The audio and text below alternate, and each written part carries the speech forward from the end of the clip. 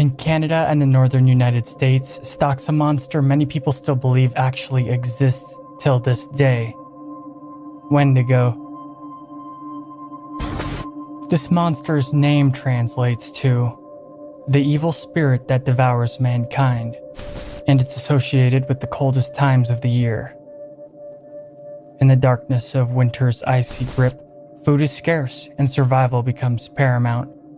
This desperation can lead many to commit acts that the majority of humanity would consider one of the highest forms of taboo. Wendigo must feed on human flesh, though no matter how much meat they consume, these monsters' hunger is never satiated. This eternal hunger is so overpowering to them that they rarely have lips because Wendigo can't resist eating them. So they constantly hunt but never find any satisfaction. Such is the fate of all Wendigo, a pitiful end for a cursed creature. According to the medicine men, sometimes when darkness watches the mortal realm, the act of cannibalism brings about the curse of the Wendigo. Whether the consumption of human flesh comes from murder or not, doesn't matter. The cannibal is transformed into a malevolent supernatural entity with the instinct to feed. Descriptions of Wendigo vary, yet they have one consistent attribute, which is a constant smell of decay that follows them around wherever they go. And the presence of one is also indicated by a sudden drop in temperature in the surrounding area. Some sources say that they have dark yellowish skin, hair like an animal, or a decaying look about them. Wendigo have elongated, gaunt physiques and are much taller than an average human.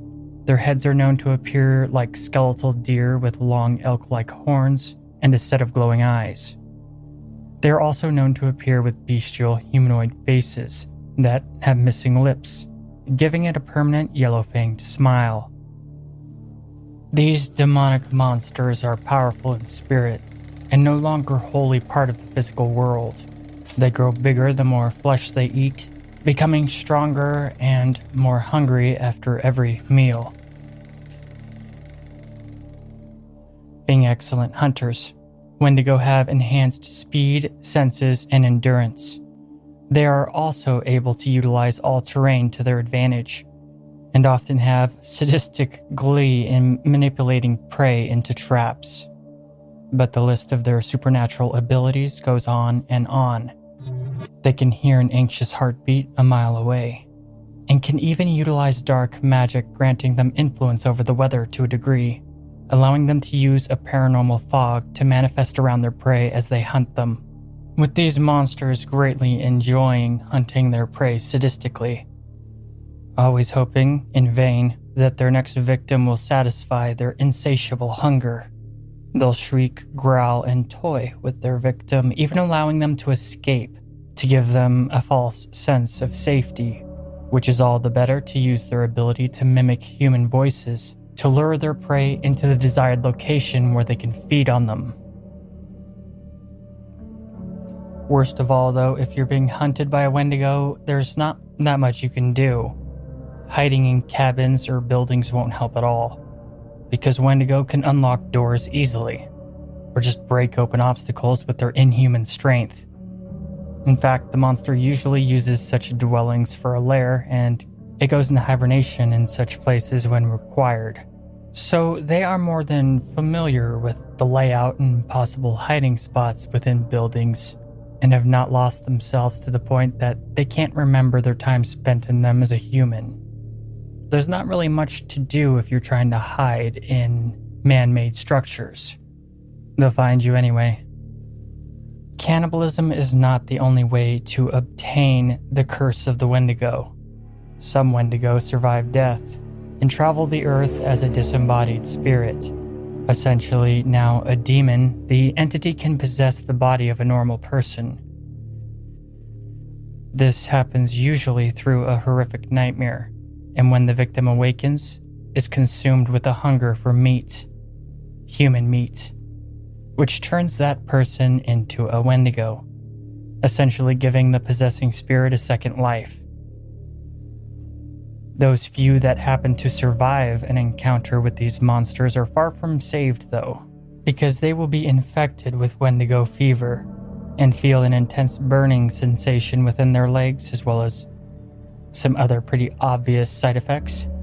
And this burning sensation will only increase and go up and down their body in a pulsating rhythm. The victim will suffer endless nightmares, gnawing at their very sanity, which leads to sleep deprivation and unpredictably violent behavior.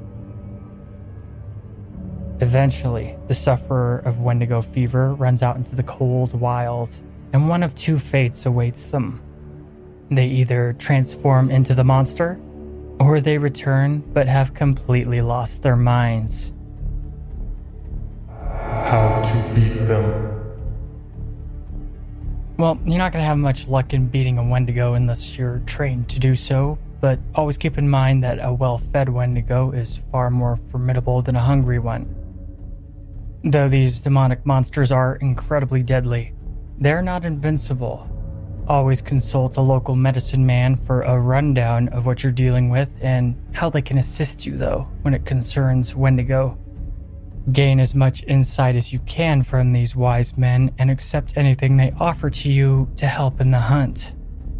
If you happen to be dealing with a disembodied Wendigo, only one of these medicine men can help you. In any case, these demonic monsters actually have a variety of weaknesses. For example, when Wendigo run out of humans to consume, they will just get weaker and weaker, eventually starve and die. So only engage fully fed Wendigo if you have to. If you can starve them out, starve them out. Legend says that the essence of the original person the monster once was resides in the monster's body where its heart should be. Puncture the heart and destroy the essence. Wendigo do not survive such a wound. Though an old Native American story depicts a hunter killing a Wendigo by stabbing it in the head over and over with a normal, ordinary hunting knife, this could have been a fluke of one particular Wendigo and is not advisable to try. Because the majority of the time, a Wendigo will shrug off any damage by mundane means. This includes firearms, knives, anything you can think of. However, these monsters are vulnerable to fire. Wendigo are apex hunters, and they have a lot of intelligence behind their barbaric nature, so their confidence can sometimes be used against them. Lure them somewhere with no exit and light the place on fire, or utilize explosives with plenty of combustible debris in the area. If you can obtain one, a flamethrower will do wonders in killing Wendigo, yet any destruction of their body through fire will do the job. They are also vulnerable to silver, like many supernatural creatures, so constructing silver weapons of any sort will help out greatly. You still must puncture the heart, though. Silver weapons blessed by medicine men are particularly potent, to the point that if a Wendigo notices you wield such an item, it may avoid you altogether. In any case, good hunting, and don't die.